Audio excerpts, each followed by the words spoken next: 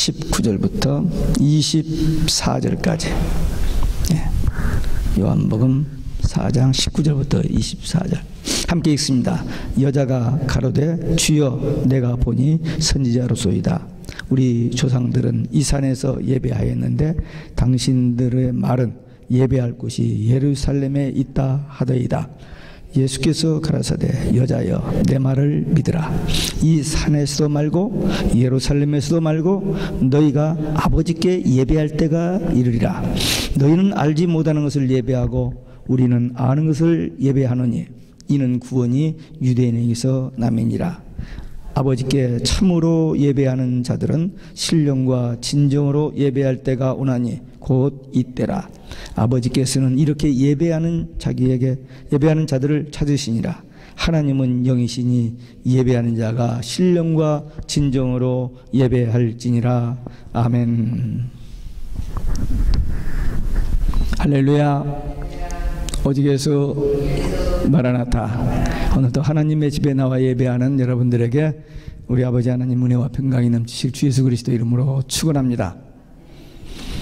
예수님께서 유대를 떠나 갈릴리로 가실 때에 특별한 목적과 계획을 가지시고 사마리아를 들려가시면서 사마리아 수가성의 우물가에서 여인과 만나 대화를 시작할 때 그 여인에게 물 좀 달라. Give me a drink please. 이렇게 물 좀 달라고 요청했을 때 그 사마리아 여인이 물을 주는 대신에 어떻게 유대인의 남자로서 사마리아 여인에게 물을 달라 하느냐라고 반문을 했습니다. 그때 예수님께서 네가 물 좀 달라고 하는 이가 누구인 줄 알았더라면 그에게 요청하셨을 것이고 그가 생수를 너에게 주었으리라. 그렇게 물 얘기로 시작해가지고 생수 이야기, 그 다음에 이제 예배에 대한 이야기가 진행되고 있습니다. 예수님께서 여인과의 대화에서 참된 예배에 대한 말씀을 하셨는데 오늘 그 참된 예배가 어떤 예배인지에 대해서 함께 나누겠습니다. 첫째로 영으로 예배하는 것입니다. 영으로 예배한다는 것은 성령 충만하여 드리는 예배를 말합니다.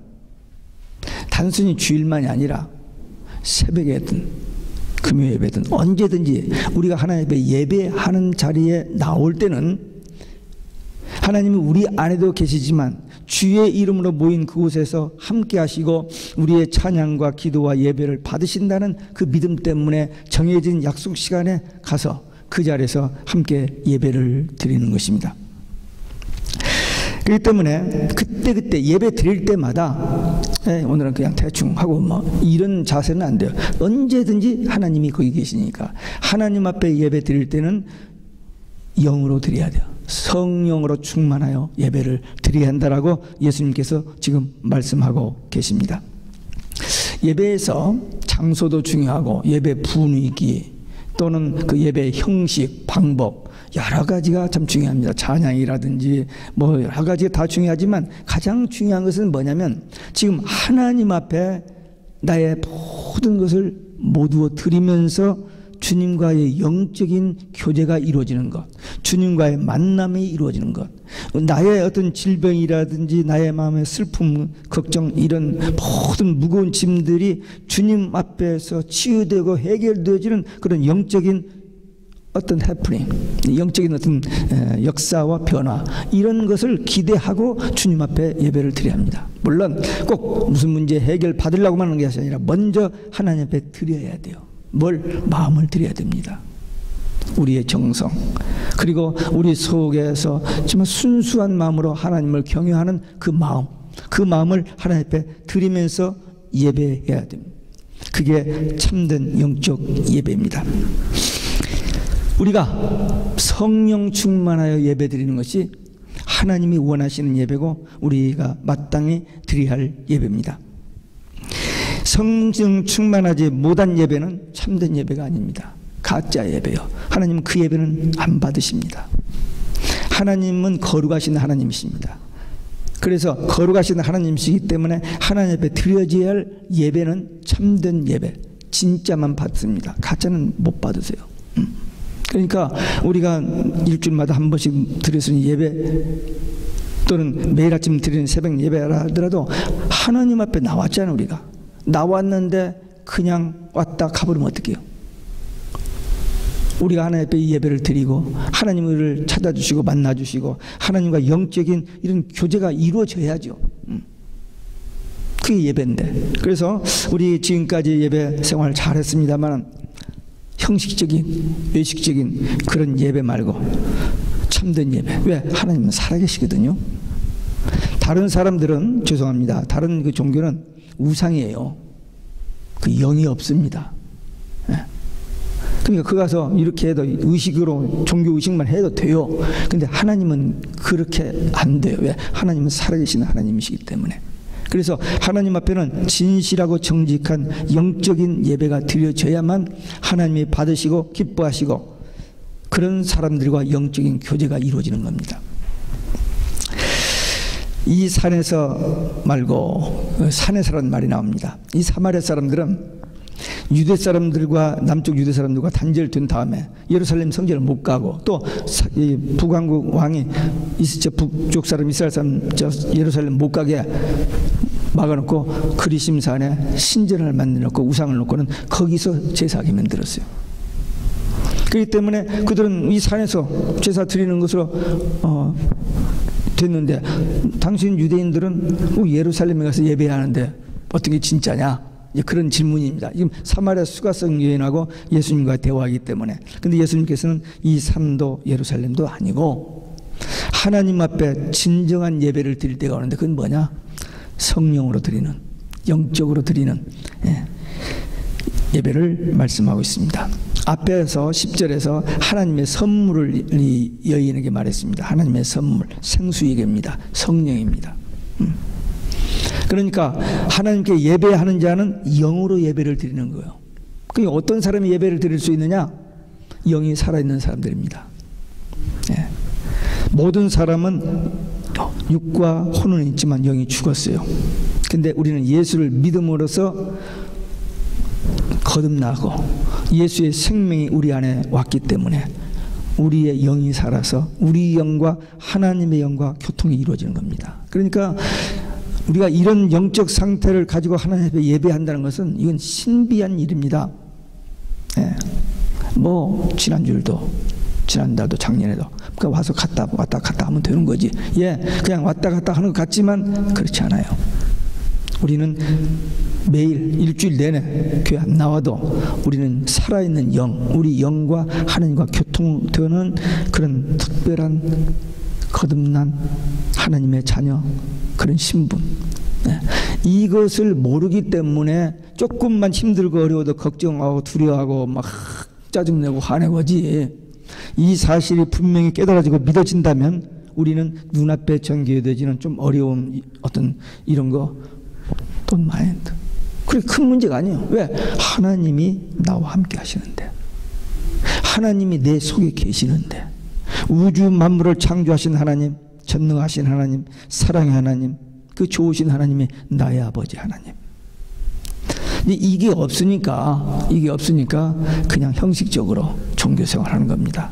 정말 이 바른 믿음, 이게 비밀이거든요. 하나님의 비밀. 이 믿음의 비밀을 안다면은 하나님 앞에 나와서 한번 예배 드리는 이 시간에도 주님이 다 보고 계시잖아요. 알고 계시잖아요. 그분이 지금 안에 우리 가운데 있다는 이 의식, 이 확신, 이 체험 속에서 예배를 드리는 것과 그냥 왔다 갔다 드리는 것과는 다르잖아요. 그래서 예수님께서 지금 이 사마리아 여인, 정말 이 말씀을 받을 수도 없는, 가치도 없는 여인입니다. 정상적인 사람도 아니에요. 상대도 못할 사람입니다. 그런데 예수님이 이 한 여인을 찾아와서 이 높은 수준의 대화를 여기까지 이끌어 가신 거예요. 왜? 이 한 사람이 삶으로 이 한 사람을 통해서 사마리아 수가성이 복음화되는 것을 이미 주님이 아셨기 때문에, 그렇게 계획하셨기 때문에 이렇게 만나주시고 이런 지금 대화를 해 주시는 것입니다. 하나님께서 선물을 주셨어요. 그게 뭐라고요? 생수. 생수가 뭐예요? 성령. 여러분들 하나님 선물 받았어요? 네. 하나님의 선물. 아니, 제가 지난주에 7학년이 됐잖아요. 그래서 선물을 몇 개 받았어요. 기분 좋더라고요.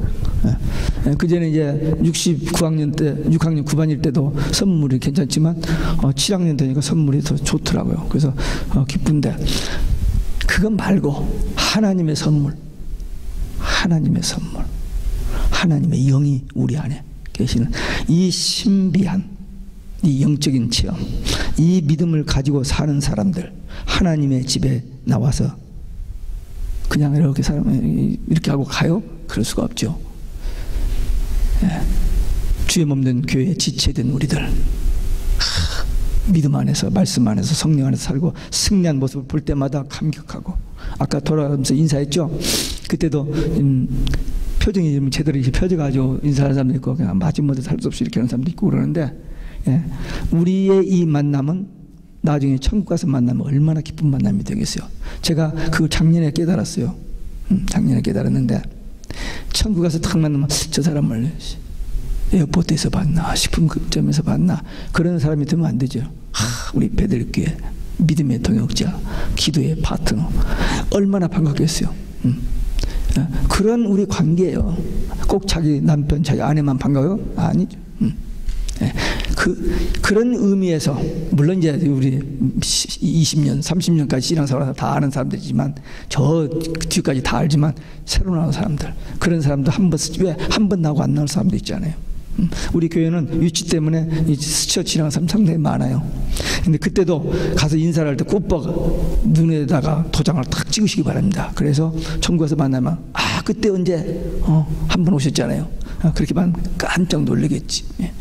어쨌든 우리는 하나님 앞에 나올 때 이러한 하나님과의 만남, 그리고 성도들과의 만남, 그래서 우리 영이 재충전되어지고 우리 마음의 감격과 기쁨이 나눠지는 그런 예배 세팅, 그런 예배는 바로 영으로 드려지는 예배입니다. 그러기 위해서는 아까 우리 애들에게 얘기했지만 준비해야 돼요. 시간에 꼭 도착해야 합니다. 예배 시간 하나 지키는 거 별거 아닌 것 같죠? 정말 중요합니다. 여러분들이 누구하고 중요한 미팅을, 약속을 했다고 해봐요. 그때 그냥 부랴부랴 생각나죠. 늦었네. 빨리 가봐야지. 이렇게 가는 사람이 있어요? 아니, 시시한 사람 만나면, 만나기 싫은 사람 억지로 만났더니 그렇게 할 수 있죠. 그러나 꼭 만나고 싶고 꼭 만나야 할 사람이라면 그렇게 하는 사람 없지 않아요? 미리미리 준비하고 혹시 트래픽 걸리기까지 다 계산해서 그런 자세해야 됩니다. 그 시간 하나 지켰다고 뭐 다 해결되는 건 아니지만, 어쨌든 하나님 앞에 예배하는 자세가 그분을 만나는, 그분과의 어떤 그 관계, 이것을 염두에 두고 정성이 들어가야 됩니다. 제 이름이 정성만이에요. 그러니까 예배는 정성만 있어야 돼요. 없으면 안 돼요. 정성만 있으면 됩니다. 그래서 이렇게 주님 앞에 나와서 예배할 때 말씀을 통해서 은혜를 깨닫고 성령의 감동으로 그 기쁨과 감사와 참성이 넘치고, 내 속에서 하나님 앞에 부족했던 것이 깨달아지고 회개하며 거기서 자유, 우리 마음속에 눌림, 분노, 미움, 오해, 이런 것들이 있을 수 있잖아요. 그걸 하나님 앞에 예배하면서 다 치유되지는, 그게 예배예요. 주님이 수고하고 무거운 짐지자도 다 내기로 하고 그러시지 않아요? 와서 한 주 동안 삶에서 시달리고 스친 이런 것들 다 내려놓고 치유받고, 주님이 날 사랑하신다는, 주님이 나와 함께 하신다는, 주님이 두려워하지 말라, 놀라지 말라, 염려하지 말라, 내가 너와 함께 하리라, 이런 말씀을 듣고 재충전돼서 삶의 현장에 나가서 날마다 승리하는 삶, 이게 하나님께서 우리에게 원하시는 것이고, 이것이 우리가 하나님 앞에 나와서 예배하는 겁니다. 오늘도 이 예배를 통하여 하나님의 음성 듣고 하나님 만나는, 주님이 주시는 위로와 평강이 넘치기를 주 예수 그리스도 이름으로 축원합니다. 두 번째, 진리로 예배하는 것입니다. 진리, 이건 말씀입니다. 말씀에 충만한 예배. 아니, 우리는 말씀도 모르고 그냥 목사님들 설교만 듣는데요, 그게 아니고 지난주에 들은 말씀 마음에 간증, 한 주간에 읽었던 성경의 약속, 그리고 무엇보다도 우리가 신앙생활하면서 조금도 양보할 수 없는 오직 예수, 이 말씀에 대해서 예수님만 유일한 구원의 길이라는 이 사실을 마음에 품고 내가 예수님을 만나고 예수님을 알고 예수님과 영적인 교제하는 이것에서 오는 그 어떤 그 감격, 이런 기쁨을 가지고 오늘 또 주님 앞에 나서 오늘 또 주님께서 나에게 어떤 말씀을 주실까, 그런 사모하는 마음을 가지고 와서 예배를 드리는 것과 흡지겁 달려와가지고 앉았다가 그냥 인사 한마디 하고 그냥 가버리는 것과는 차이가 있죠. 그래서 말씀에 경청해야 돼요. 뭐 목사님이 설교 좀 잘하고 재밌게 해야지 뭐 듣죠. 예, 물론 그것도 있습니다. 제 잘못도 있습니다만은, 그러나 말씀은 그렇게 그 부흥사만 와서 은혜 받는 건 아니에요. 예, 물론 부흥사 와서 특별 집회를 하니까 담임 목사는 다 그러는 소리 똑같아요. 제 설교는 항상 똑같거든요. 창세기 읽거나 마태복음 읽거나 어디를 읽거나 똑같아요. 제 설교는 맨 오직 예수하고 주님 오신다는 얘기만 하니까. 그런데 그렇게 말씀을 듣다가 부흥사 와서 은혜 받을 수도 있어. 그러나 부흥사를 통해서만 은혜 받는 게 아니고 자기가 성경 읽다가 기도하다가 목사님 설교 듣다가 은혜 받을 수 있어요. 요한 웨슬리가요, 목사 아들이에요. 그리고 얼마나 전도를 많이 했는지 몰라요. 미국 조지아주까지 와서 선교하고 갔어요. 갔는데도 마음에 기쁨이 없어요. 그렇게 설교 잘하고 똑똑한 목사인데. 근데 어느 날 영국 런던 올드스게이트를 이렇게 지나가고 있는데 조그마한 예배처소에서 찬송 소리가 나요. 근데 들어가고 싶은 거예요. 그래서 들어갔어요. 갔더니 사람 몇 명 앉아서 예배를 드리는데 목사가 설교하는 게 아니고 성도가 그 무슨 성경 주석책을 이렇게 읽어주고 있는 거예요. 근데 로마서 주석, 로마서 1장 16절 17절 오직 이는 믿음으로 말미암아 살리라는 그 부분을 이렇게 읽어주는데 그 단어가 가슴을 친 거예요. 그래가지고 그날 저녁에 가서 일기장에다 쓰고 자기 동생 찰스하고 대화를 하는데 나 오늘 예수님 만났다. 아니 모태신앙이고 목사가 되고 선교사까지 갔다는데 예수님 그때서 만나요? 예, 그렇습니다. 저 5살 때부터 신앙생활을 했는데 18살 때 주님 만났어요. 예. 그러니까 말씀을 언제 어떤 장소에서, 어떤 분은 성경 공부 가서 성경 읽다가 주님 영접한 사람이잖아요. 예. 어떤 사람 전도전장 때문에. 그러니까 어떤 상황에서 우리가 주님의 음성을 듣고 주님을 만날지 몰라요. 그러니까 이 예배할 때 말씀에 대해서 집중을 해야 됩니다. 우리 목사님 설교는 똑같은 설교인데, 아니야, 똑같은 설교인데 어느 단어 하나가 와서 탁 칠 때가 있어요. 제가 목사로서 성경을 그렇게 많이 읽었다. 뭐 얼마나 읽었나 좀 읽는데 어느 날 성경을 읽다가 탁 깨달아진 게 있어요. 그 제 위에다가 날짜를 써요. 제가 금년 2015년 1월 19일 날 한 2군데 날짜를, 그날쯤 성경을 이렇게 눈에 들어왔는지 한 2군데 날짜를 써는 게 있어요. 그때 그게 하나님의 음성입니다. 기도할 때요, 그냥 의무적으로 중보기도 이렇게 합니다.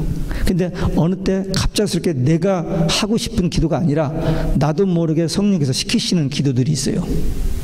기도도 그렇고 찬송도 그렇고 말씀도 그렇고. 그러니까 이 말씀 진리로 예배한다는 것은 말씀 충만한 예배. 그러니까 말씀이 그리워지고 말씀이 사모되어져서 와서 오늘 또 하나님의 말씀을 들어야겠다는 그런 그 사모하는 마음 가지고 예배하는 것과 그냥 와서 앉아있다 가주는 것과는 다르죠. 그래서 하나님 앞에 신령과 진정으로 예배하라는 말은 이와 같이 성령의 감동 받기 원하고 말씀 깨닫기를 원하는 이런 마음으로 예배 드리는 자가 참 예배, 하나님이 기뻐하시고 받으시는 예배라는 것입니다. 알지 못하는 것이라는 말이 여기 나오는데, 이 그 사마리아 사람들은 혼합주의가 되어버렸어요. 왜냐하면 왕국이 망할 때 아수르 왕이 이방 사람들 갖다 심어버렸어요. 왜? 이 예수, 하나님 유일신앙 못 갖게 하려고 혼합종교를 만들어버렸습니다. 그래서 뭐 하나님도 믿고 다른 우상도 믿고 그냥 뭔가 하나 믿으면 되는 거예요. 그렇게 신앙생활을 했던 겁니다. 그냥 알지 못하고 믿는 거예요. 오늘날 이것이 온 세상에 지금 퍼지고 있습니다. 우리는 유일하신 참 하나님을 믿는다고 하고 우리는 오직 예수만 믿는다고 하는데 지금 다른 모든 종교들이 하나로 묶어져 버렸어요. 그래서 모두 다 똑같은 하나님을 믿는다는 거예요. 그러니까 하나님 하지 말고 로드라고 부르자, 주라고 부르자가 주로 다 바꿔버렸습니다. 네, 전부 주로 바꿔버렸어요. 그러니까 모슬렘도 주, 다른 종교도 주, 기독교도 주를 믿는데, 지금 제가 여기서 지금 주일마다 말씀을 전할 때 가장 강조하는 게 그겁니다. 우리에게 가장 무서운 마지막 결승전이 남았는데 그게 뭐냐? 이 종교다운주의, 혼합주의와의 전쟁입니다. 왜? 모든 종교를 하나 묶어버리고 기독교도 거기 들어가서 한 주를 믿나고 오직 예수가 아니라는 거예요. 오직 예수 우리만 믿고 자기들 안 믿으면 되는데 이제 오직 예수면 죽인다는 거예요. 우리는 예수님의 재림이 성경의 결론이고 우리의 최대의 소망인데 저들은 예수님 재림이 없다고 하잖아요. 그러면서 돌아다니면서 세계에서 광명의 천사로 모든 영광을 좀 다 받고 있어요. 지금 오늘까지 여기 있죠. 예. 제가 지금 인터넷이나 신문이나 TV 일치 안 봤습니다. 일부러 뭐 이렇게 하는 것만 나타나니까 안 봐버렸어요. 일치 안 봤습니다. 이제 이거 끝나고 난 다음에 좀 여기저기서 나오는 글들 이런 것들 정리하려고. 저는 이미 여기 와서 뭘 하고 있는지 이런 걸 다 알고 있기 때문에 들여다보지 않았어요. 지금 이 시대를 우리는 알아야 됩니다. 말씀을 바로 알아야 돼요. 살아계신 하나님의 말씀 주시면 언약하시면 반드시 이루어지는 하나님의 말씀. 그러니까 역사의 종말에 이렇게 될 것에 대한 모든 예언의 말씀이 우리 눈앞에 선포되어지는 이 시대에 살고 이루어지는 시대에 살고 있는 우리들이기 때문에 그 어느 때보다도 말씀을 붙잡아야 돼요. 왜?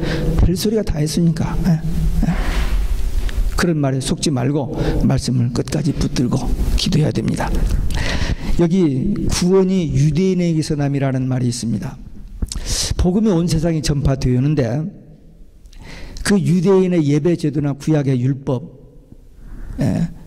속에 숨겨진 비밀, 하나님의 비밀, 그게 뭐냐? 예수입니다.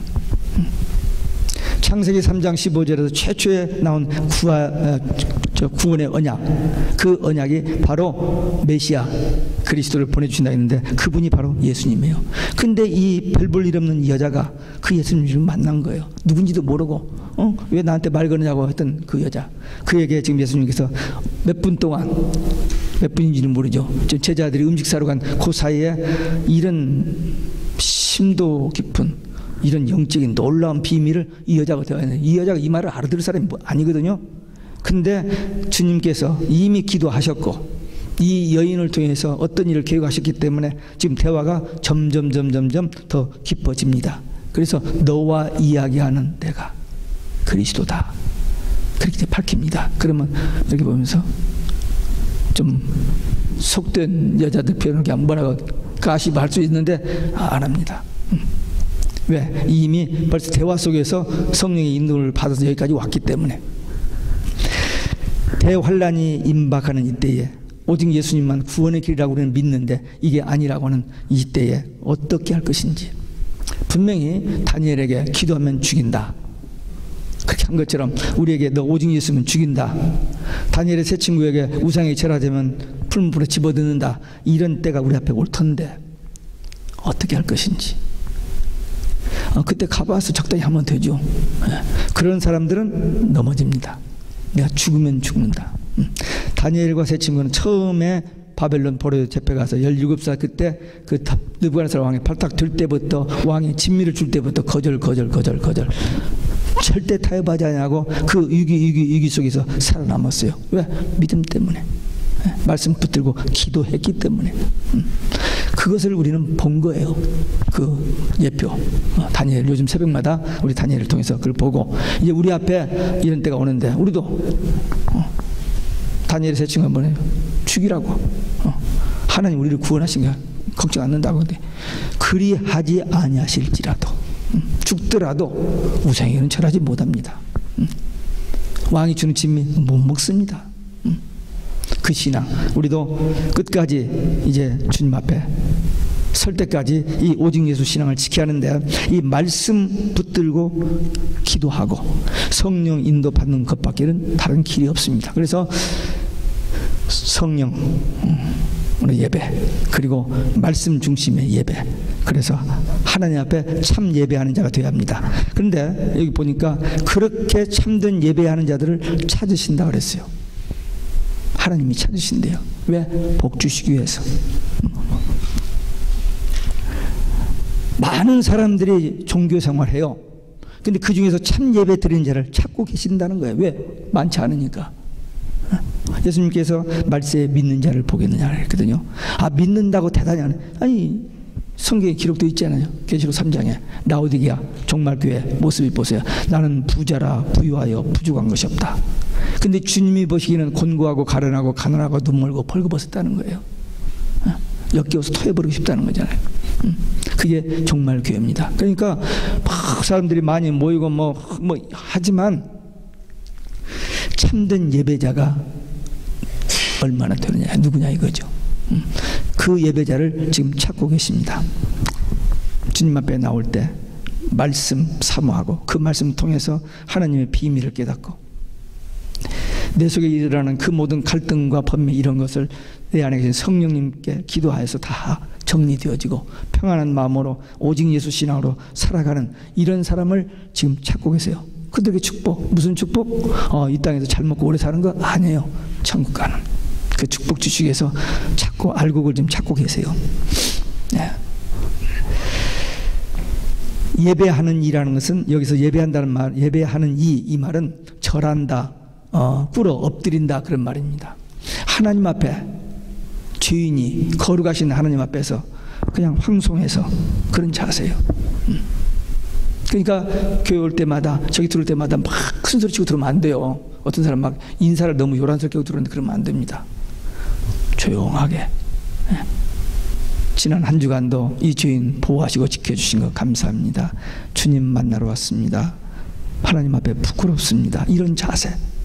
너무 또 그렇게 기죽으면 안 되니까 또 하나님 은혜로 승리하게 산 것을 감사해서 주여 감사합니다. 이런 그 겸손과 또는 그 겸비한 이런 마음의 자세를 가지고 주님 앞에 나와서 예배해야 됩니다. 이런 예배자를 주님 찾고 계십니다. 말씀과 성령으로 충만한 예배. 여기 23절에 보니까 곧 이때라 하나님께 예배하는 이때 언제냐? 바로 지금입니다. 우리는 항상 지금 현재에 살고 있습니다. 과거는 지나가 버렸고 미래는 오직 않았고 오늘이라는 현재 살고 있는 겁니다. 우리 하나님 앞에 그 전에 참 열심히 신앙생활하고 기도 많이 했고 다 좋아요. 이제 나중에 좀 시간적인 여유가 있고 좀 환경이 좀 나으면 신앙생활 잘하겠다. 다 좋아요. 근데 지금입니다. 지금 이 시간 내가 주님 앞에 서 있는지, 지금 내가 내 앞에 계시는, 지금 내 안에 계시고 우리 가운데 계시는 주님과의 만남과 교제가 이루어졌는지, 그분과의 관계가 지금 바로 됐는지, 지금 이 시간 예배하는 시간입니다. 주님 만나는 시간입니다. 주님과 영적인 교제가 이루어지는 것입니다. 지금이에요. 지금. 뒤로 미루면 안 돼요. 옛날 회상만 해서는 안 됩니다. 지금 바로 이 시간. 마지막 때 예배하는 자를 찾기가 힘들 때가 옵니다. 예수님께서 말씀하셨고 굉장히 지금 세상이 혼탁해지기 때문에 참된 예배자가 점점 없어지는 그런 때입니다. 그런데 그런 환경, 지금 이제 예배하기에 모든 세상 풍조도 그렇고 그래서 점점 참된 예배를 하기가 어려운 이런 때인데도 불구하고 참된 예배 드리는 자를 하나님은 열심히 찾아요. 이 지금 미국 같은 세계적인 기독교 국가, 한국 같은 지금 기독교 이렇게 국가에서 진짜 예배 드리는 사람 점점 안 보이니까 생각지 않은 지금 모슬렘 국가 저쪽 구석에서 예배 드리는 참된 신앙 사람도 찾아내고 있어지며 거기서 예수 믿고 구원받는 사람 지금 나와요. 여기는 점점 10만, 100만만 떨어져 나가는데. 그러니까 하나님은 찾고 계셔요. 많은 사람들 중에도 주님 눈에 띄는 사람은 별로 많지 않기 때문에 찾고 계신다고 그랬어요. 찾고. 하나님의 눈에 띌 수 있는, 하나님은 미스하지 않거든요. 우리는 잘 미스할 수 있지만 하나님은 절대 미스하지 않습니다. 전능하신 분이시기 때문에. 하나님이 찾으시는데 Here I am, 주여 내가 여기 있습니다. 주님, 오늘도 제가 상처를 가지고 오늘도 내가 무거운 짐을 가지고 주님 앞에 의가 없는 공놈 주인이 주님 앞에 나왔습니다. 그렇게 엎드릴 때 주님께서 바빠가지고 못 보시는 게 아니라 딱 보고 계시는 거예요. 그래, 수고했지, 잘했다. 그렇게 이루어 주셔요. 그 주님 앞에 나오는 그런 믿음, 이렇게 찾으시는 주님 앞에 나타나는 우리 믿음의 사람이 돼요. 다니엘이요, 그 위기 이렇게 살았는데 이제 1장에서 6장까지는 역사적인 사건이고 10장부터는 다니엘의 계시를 받는데 6장 마지막 절 28절에 보니까 그 모든 위기를 다 지내고 나서 하나님이 함께 하심으로 형통했다는 말이 나옵니다. 형통. 그 단어가 그렇게 좋더라고요. 참 뭐 잘 산 게 아니고 정말 순간순간 어느 순간에 그냥 끝나버릴 그런 위기를 했는데 하나님이 함께 하셔서 형통했다. 그래서 그 이후로 끝까지 형통하잖아요. 형통이라는 단어를 봤습니다. 그런데 뭐 때문에? 오직 하나님 한 분, 그분에 대한 신앙과 기도, 죽인다고 하는데 기도, 그걸로 승리했잖아요. 근데 이 다니엘서 6장 28절과 짝이 되는 계시록 11장 1절 2절이 뭐냐면은 마지막 때에 성전에 나와서 예배하는데 그 예배하는 자들 중에서 참 예배자, 참된 예배자를 말씀으로 청량하고 마당만 밟는 자는 42달 동안 적그리스도 짐승에게 짓밟힘을 받도록 내버려 두라는 말씀이 나옵니다. 그러니까 종말에도 가장 중요한 게 예배예요. 왜? 하나님 우리를 창조하신 목적이 이사야 34장 7절 21절 창조하신 목적이 뭐예요? 예배입니다. 하나님께 영광 돌리는 예배. 그렇기 때문에 우리를 구원하신 목적, 우리 천국 가 계시는 목적도 예배예요. 그렇기 때문에 이 마지막 때에, 이 환난 그때에 참 예배자를 찾으시고 그들을 계시록 12장에 보니까 예배처에다가 독수리의 날개로 이렇게 보호하시고 지켜주신다고 약속하셨어요. 그러니까 참 예배자를, 다니엘을 지켜주신 것처럼 참 예배자를 지켜주신다. 왜? 하나님 다 찾으시고 보호하여 주신다고 약속이 되어 있어요. 그런데 마당만 밟는 자는 내버려 두는 거예요. 적그리스도에게 무참하게 짓밟힘을 받도록. 아니 하나님 너무하셨다. 좀 봐주시지. 아니 많이 봐주시자. 미리 다 봐주시고 다 한 가지만 예배 하나만. 하나님은 복잡하게 하시지 않아요. 아주 간단하게 하세요. 누가 뭐래도 오직 예수 신앙 가지고 참된 예배만 드리면은 하나님께서 보호하신다고 약속하셨고 그렇게 하실 것입니다. 그러니까 우리는 이제 이 마지막 때 말씀으로 무장하고 기도로 대비를 해서 마지막 한 게임이 남았어요. 결승전이 남았습니다. 그 게임에서 이겨야 가는 거고 지면 패합니다. 그러니까 이 한 게임을 위해서 오늘 우리 이 요한복음 4장 참된 예배 이 말씀에서 말씀과 성령 이 예배를 통하여 승리하는 믿음의 용사, 기도의 용사들 되시기를 주 예수 그리스도의 이름으로 축원합니다. 아멘. 함께 통성으로 함께 기도합니다. 거룩하시고 자비로우신 우리 아버지 하나님